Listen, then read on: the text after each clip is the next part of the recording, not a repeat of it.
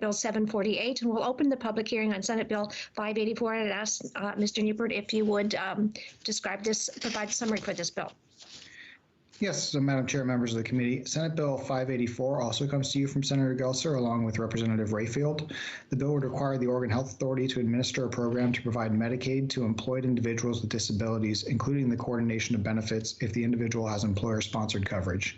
It prohibits the Health Authority from considering an individual's income, financial resources, or age in determining eligibility for that program, would allow the Oregon Health Authority to determine the premium or cost-sharing requirements, requires the Health Authority to seek federal approval for the program. The bill would take effect on the 91st day following adjournment, sine die. Thank you so much. And Senator Sarah Gelser is our first witness for this bill as well. Thank you. Thank you, Madam Chair, members of the committee. For your record, my name is Sarah Gelser. I'm State Senator from Senate District 8 in Corvallis, and thank you for scheduling a hearing on Senate Bill 584. I'm sure you've never heard this before about a bill from someone that is pitching it at the beginning of the hearing, but this is a great bill. This is also a very different bill than the bill I just spoke to you about. This is a completely different population of individuals. Senate Bill 584 is about adults that experience disability that are very successful in the workforce and that have significant personal care needs that are often not covered by insurance companies and that are covered by Medicaid. The types of things that I'm talking about are if I am paraplegic or quadriplegic and I need assistance transferring from my bed to my wheelchair or to the shower or to the car before I go to work at my law firm where I'm an attorney. Unfortunately, for many people, because they cannot access these services that are absolutely essential, they're unable to continue to pursue their careers. And they have to make a choice between giving up their livelihood and really being able to just access basic activities of daily living, beyond which they are totally independent and self-sustaining. Several other states have implemented a bill like Senate Bill 584. What it does is allows an individual to work, to maintain their private insurance, and then to buy into Medicaid as a supplement to their private insurance. Basically, they are paying a premium to Medicaid to be able to access these personal care benefits, this type of assistance. Their private insurance will then kind of cover the rest of their insurance. So we're not looking at moving everybody onto Medicaid. It's just those things that people cannot access otherwise. What the bill does, you'll see, and it gets confusing to read through it, but what it basically says is that DHS and the Oregon Health Authority, when setting the criteria for eligibility for Medicaid, cannot, in this case, consider the income or the assets in determining whether or not the person is eligible for a buy-in program, not for Medicaid altogether, but for a buy-in program. However, they may consider income and assets in determining the premium level that these individuals would pay. So the state can charge a premium for them to purchase in to buy these services. This has been successfully done in other states. It is an enormous boost to independence and professionalism. In full disclosure, I understand the one impediment to this is not to use a pun, is the one system and the challenges that we have around programming. My understanding from talking to the department is the actual implementation of the benefit of this for individuals is not particularly expensive. The barrier is the reprogramming of the system. I appreciate that and know that we are trying very hard not to put new pressures on the one system, but this is such an essential need for this population of individuals where it really is about not being dependent on public resources at all versus being totally independent. I believe it is something that should move forward despite that type of concern. And I don't want to call it an objection. It's real. I understand the challenge that the department has with that in our very old software systems. We've got a number of people here today for whom this is their lived experience. They can talk about how this works, how it's worked in other states. I'm happy to answer any questions, but there are others here that will do a much better job and can talk about why it's so important. Senator Gelser, thank you. Will you be able to stay for a moment if folks have questions? Yes, I will. And I also, Madam Chair, I'm sorry, I failed to really thank West, who you're going to hear from in a few minutes, who brought this bill forward after we encountered each other at Health Policy, Diversity, Equity, Inclusion Committee. And he has done an extraordinary amount of legwork on this. And I look forward to hearing directly from him. Well, let's invite West, and I'm not sure how to pronounce West's last name, Levaudas. I hope I'm close, from the Oregon Spinal Cord Injury Connection, to speak to this bill, and then he'll be followed by Erica Miller. Oh, good afternoon. Welcome. If you would state your name for the record. Thank you. Hi, can you hear me okay? Yes, thank you. So hello, Chair Patterson, Vice Chair Knopp, and members of the committee. My name is, for the record, West Livide. I'm offering public testimony today as a private Oregon citizen and not on behalf of my employer or any other entity. I'm a public health professional who works at OHSU's Office on Disability and Health. And I've had the honor of serving on the Oregon Health Policy Board's Health Equity Committee and Health Chair of Oregon's Community Advisory Council. I serve also as the Executive Director of Oregon Spinal Cord Injury Connection, a nonprofit serving people with spinal cord injuries. My lived experience as a paraplegic with a C7 spinal cord injury and my public health education and work experience give me a unique perspective on disability, justice, and health equity in Oregon. Senate Bill 584 is the culmination of my research and conversations with national disability and healthcare reform advocates. It's innovative, but it's not unprecedented. Our neighbor to the north, Washington State, has enacted similar legislation just last year. So the state of Oregon can achieve its goal of eliminating health disparities and achieving health equity by identifying and correcting sources of systemic oppression, of which people with disabilities are exposed to many. Employment among Oregonians with disabilities, which supports health equity through economic security, is suppressed by systemic barriers like the one this bill addresses. The employed Oregonian with a disability who buys into Medicaid for the long-term supports and services they need to thrive can never take a pay raise, even if they merit it, without risking losing their health benefits. Today, you will hear testimony from Casey, Sharina, and Brooke, 3 Oregonians with disabilities who are full-time year-round or who work full-time year-round but aren't fully paid because they have been forced to choose between physical health and financial health. They represent thousands of Oregonians in this situation. Most people would choose to keep their physical health at the expense of their financial health. But as you know well, and as public health data clearly shows, poverty and the toxic stress it brings is corrosive to the health of a person, the family, and community. In Oregon, full-time, year-round employment rates are 6 times lower among Oregonians with disabilities who would or do benefit from long-term supports and services than the non-disabled population. According to the Oregon Behavioral Risk Factor Surveillance System survey, Oregon households with a person with a disability are 4 times more likely to earn less than $15,000 a year compared to households with non-disabled members. They are also 20% less likely to own a home. Poverty has had an adverse effect on our community's health as well.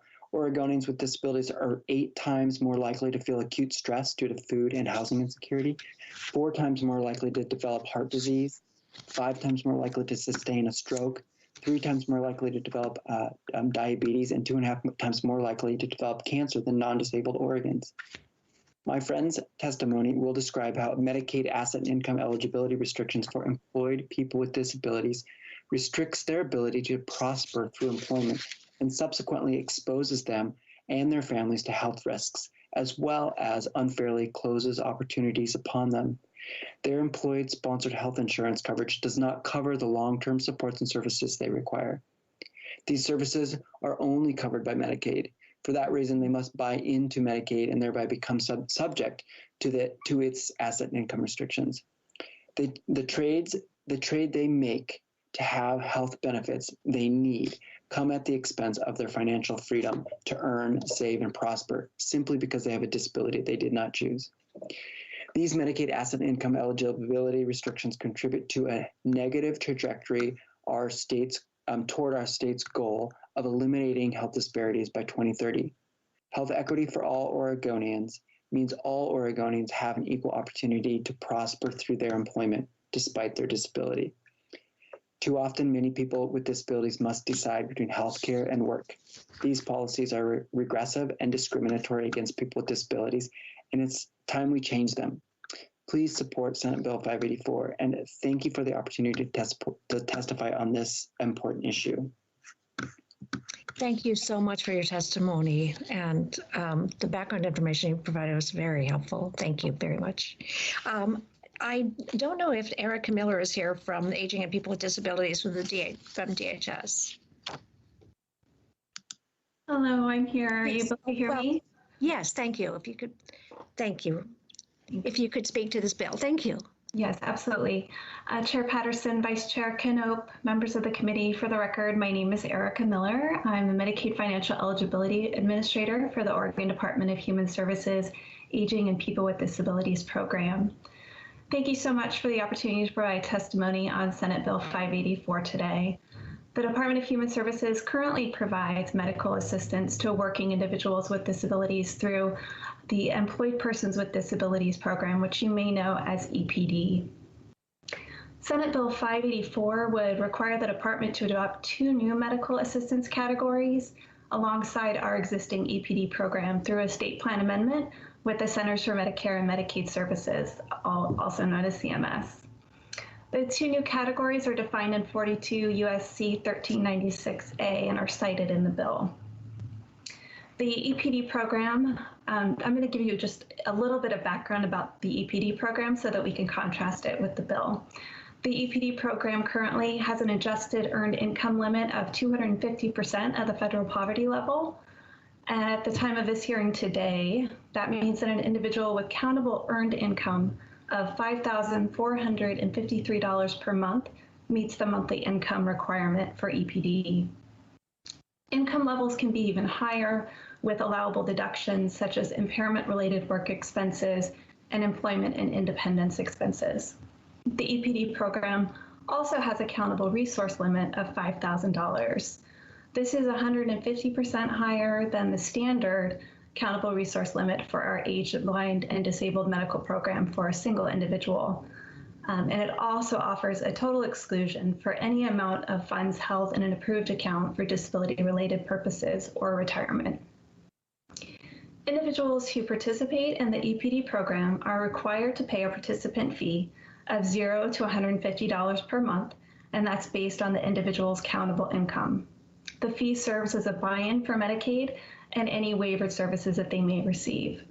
The EPD program is available to individuals 18 years of age and older with no upper age limit. So in contrast, Category 16 would provide medical assistance to working individuals with disabilities similar to the existing EPD program, but with some notable exceptions around eligibility requirements.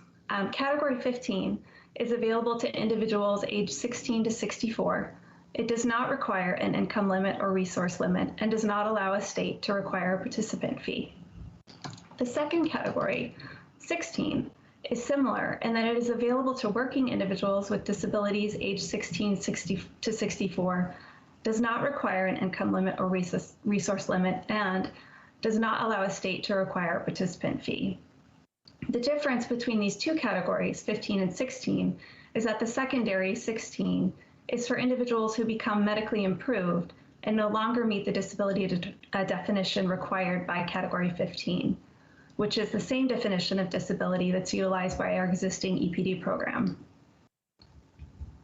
Senate Bill 584 would clearly benefit working individuals with disabilities with income and resources higher than the current EPD standards, working individuals with disabilities under age 18, and working individuals with disabilities who become medically improved. Senate Bill 584 would also benefit existing EPD participants aged 18 to 64, as they would be moved to the new 15 category and would no longer be required to pay a participant fee. Thank you again for this opportunity to provide testimony today. The department has no position on this bill, but I would welcome any questions you may have. Thank you so much for providing that information for this hearing. We have three other people to speak to this bill. Tarina Walker, are you here? And if so, could you state your name for the record? Welcome. Hello, everyone. My name is, hello. Good afternoon, Chair Patterson, Vice Chair Knope, and members of the committee. My name is Sharina Walker. I reside in Multnomah County, and I'm here to speak in support of Senate Bill 584. Today, I will be sharing with you my experiences as an employed woman with a disability participating in the Medicaid buy-in program. I'm speaking as an individual and will not be representing a specific organization or my employer. So I would like to begin by sharing with you a little bit about myself and how Medicaid asset and income eligibility restrictions for employed people with disabilities impacts me and my family. In 1996, I was in a car accident that resulted in a spinal cord injury that left me paralyzed from the waist down. Since that time, I've become a mother of 3 children, and in 2014 earned a Master of Public Health degree. Since graduating with my MPH, I have been working as a full-time public health professional. My choice to pursue a career in public health has largely been driven by my experiences as a woman with a disability. For me, it's been incredibly important to give back to community and work to eliminate inequities through policy and systems change. However, because I have a disability and require daily support to live independently, I have been restricted in what I can achieve professionally and personally. As a professional, the income and asset restrictions that I must abide by to be eligible for the Medicaid buy-in program literally means that I cannot advance in my career, because advancing in my career would mean more pay and losing the benefits I need to survive. Personally, it means that I live in constant stress. It means I can't save for the oral surgery my son needs. It means I can't have a financial safety net for emergencies. It means I can't save to take my children on a vacation. It means I can't acquire assets to pass on to my children, which perpetuates the cycle of financial instability and poverty across generations.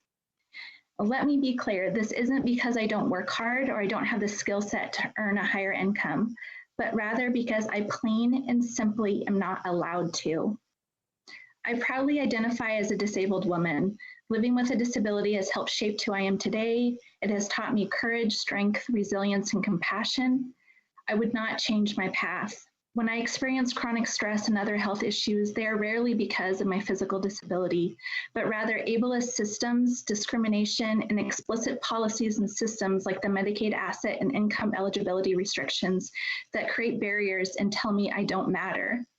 But I'm here to tell you I do matter, my family matters, and so do thousands of other Oregonians with disabilities who are employed or would just simply like to be employed. I think we all want what everyone wants: to feel valued, to have financial stability, a robust professional career, and become homeowners without losing access to long-term supports needed to survive. The state of Oregon can move the dial on equity and make this a reality for many Oregonians with disabilities by passing Senate Bill 584. Thank you so much for your time. And thank you so much for your testimony and your service to our state. We'll now hear from Casey Moore from Jackson County.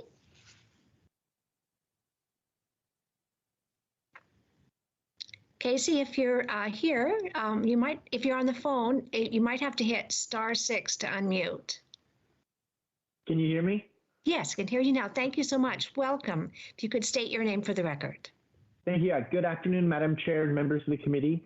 Thank you for hearing me. My name is Casey Moore. I'm 41 years old. I live in Jackson County, and I'm a C5, C6 quadriplegic. In April of 2000, when I was 20 years old, I dove into water that ended up being too shallow, and I broke my neck, leaving me paralyzed from the upper chest down. I have a wife and a 4-year-old son that I want the ability to provide for. Prior to my injury, I was always a hard worker. From a young age, I worked for my family's drywall business. All through high school, I worked at the local grocery stores, the max hours I was allowed, and full-time in the summers. After I graduated, I took a promotion at the store I was working at, and I quickly moved up, and that's when tragedy struck and I broke my neck. The next few years were a whirlwind as I learned how to live life again as a quadriplegic. One thing that was eating at me, though, was the want to work again. I knew I wasn't able to go back to do what I was doing before, but I recognized my worth, and I I just had the drive to work again. Working has always been a sense of well-being and accomplishment for me, and it doesn't feel right to not work. After my first appointment with vocational rehab, I learned that even though I have the desire to work, but if I was to get paid too much or have assets, I would lose my medical coverage and my care coverage, which I depend on to live. Even though I'm healthy, I still have many medical and care needs that I have. Otherwise, I'm not able to survive. I've come to the point where I have a critical decision to make. Do I want to be medically healthy or do I want to be financially healthy? Because the way things are set up right now, I can't be both. The income and asset restrictions that are currently in place are unfair and penalize people with disabilities that want to contribute to society and work. I dedicate my time to 2 nonprofit organizations that serve the disabled community and have had to turn down paid positions due to the fear of losing medical coverage. Turning down these positions keep me from being able to help others with disabilities and giving them a voice, which continues the big loop of the detrimental impact on the disabled community. Senate Bill 584 has the potential to change the lives of thousands of Oregonians with disabilities that are motivated and want to work.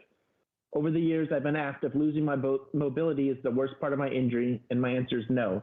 But losing the ability to work and provide for my family without losing the care needs I have is definitely. The current income and asset restrictions promote inequity in our disabled community and are confusing and very difficult to navigate. I implore you to look at Senate Bill 584 with a disability lens and through the eyes of somebody with a disability that wants a chance to work and better their life, someone who wants the same career opportunities as their able-bodied coworkers, and someone that just wants to provide for their family. This bill has a chance to bring some equity to thousands of people living in Oregon that have a disability but do not want their disability to define them. Thank you. Thank you so much for your testimony. And we have one other person speaking today, Brooke McCall. Brooke, if you're here, could you introduce yourself? Yes, good afternoon, you. Chair Patterson. Good Vice Chair, afternoon. thank you. Vice Chair Knope and Knope and members of the committee. My name is Brooke McCall. I am a Multnomah County resident, and I am speaking today in support of Senate Bill 584. I am testifying today as a constituent, and I will not be representing any specific organization or my employer. Instead, my experience is informed as an employed woman living with a disability and participating in the Medicaid buy-in program. In 2002, I made a simple decision that changed my life forever. After accidentally locking myself out of my college apartment, I fell backwards, breaking my neck in an attempt to climb inside. From that moment, I've lived as a quadriplegic without any ability to lift or utilize my arms or legs.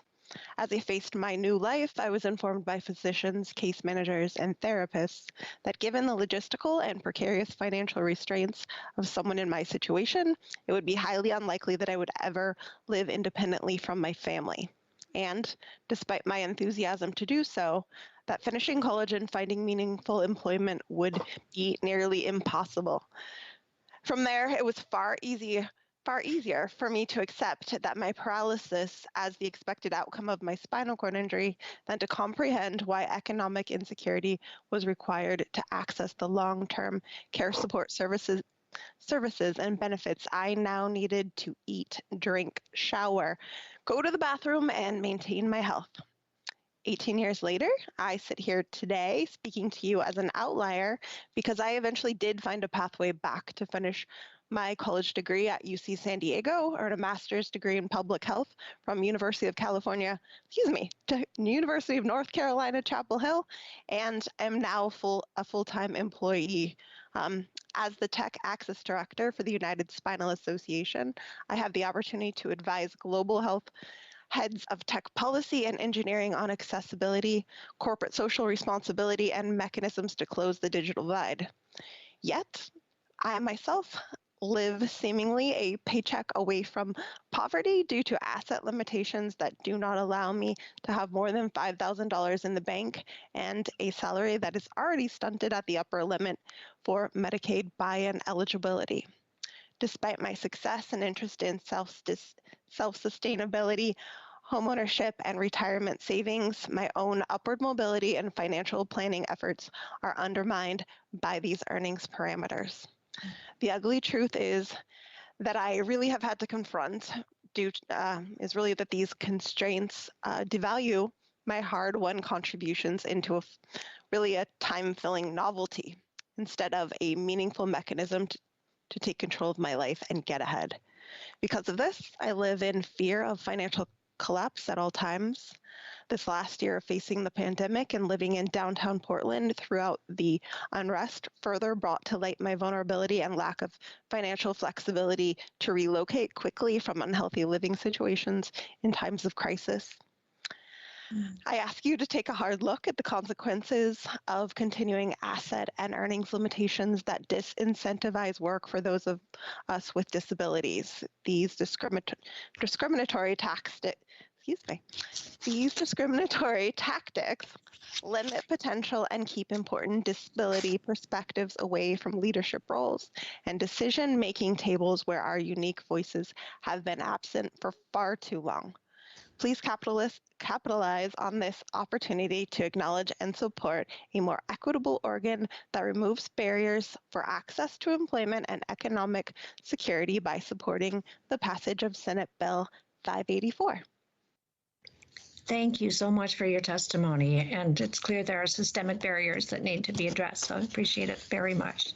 To the committee, are there any questions for Senator Manning? Yes. Thank you, Madam Chair. First, I want to thank the panelists that came forward and shared their personal stories. I find that they are, extremely resilient, and I think that there are a lot of limitations that have been put in place. Just for me personally, I had mentioned on a number of occasions about my younger brother who is high-functioning autistic and works every day. He's been working at the same place every day for over 20-something years. And he is limited in the amount of income that he can bring, because that would cause, if he makes over a certain amount during a week, that would cause an imbalance in the money that he's receiving for his disabilities, which keeps him, if he was living on his own, he would be in extreme poverty. He wouldn't be able to live at all because of the restrictions that's put on there, denying a person the ability to actually function and make a lifestyle of their own. I did have a question for Senator Gelser that I'd like to ask, and this is regarding the EPD program.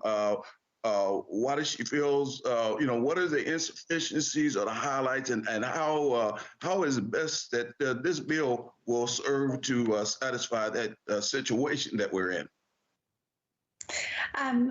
Thank you, Chair Manning, Chair Patterson, and Senator Manning.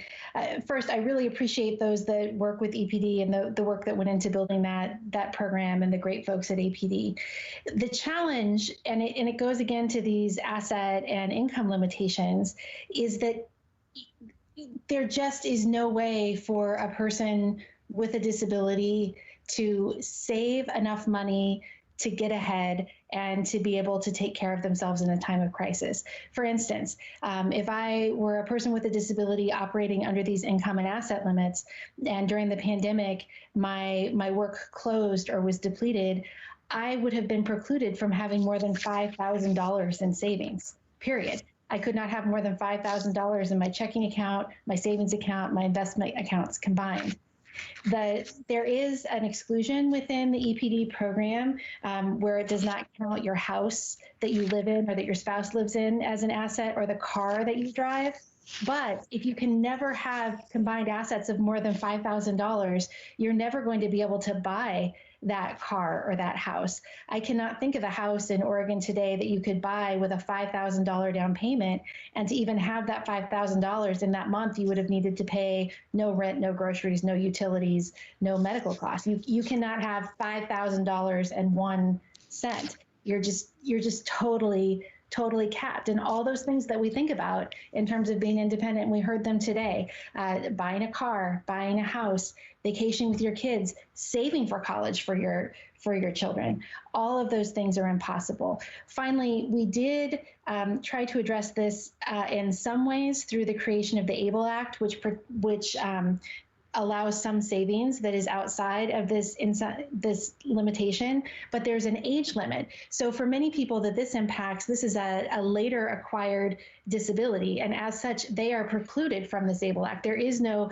place where they can kind of save for future assets, which is a problem we're trying to address at the federal level. But even with that, to cap someone's monthly lifetime earnings forever at 250% of the federal poverty level just doesn't make any sense. And then the last clarification, I want to be clear, even though this bill does not mandate that there be a premium sharing as there is in EPD, it does not preclude it. It says that you can have a sliding scale for that. You can consider the income. So you very well could have a premium that people buy in with under this new program. I would actually wholeheartedly support that plan and idea. And finally, there are 15 more Oregonians with stories in the written testimony who would be impacted by this legislation. Thank you for the question. Thank you so much. Are there any other questions of the committee? Hearing none, then I thank you, Senator Gelser, and thank you to all who testified on Senate Bill 584. We'll close the public hearing on Senate Bill 584. I'm going to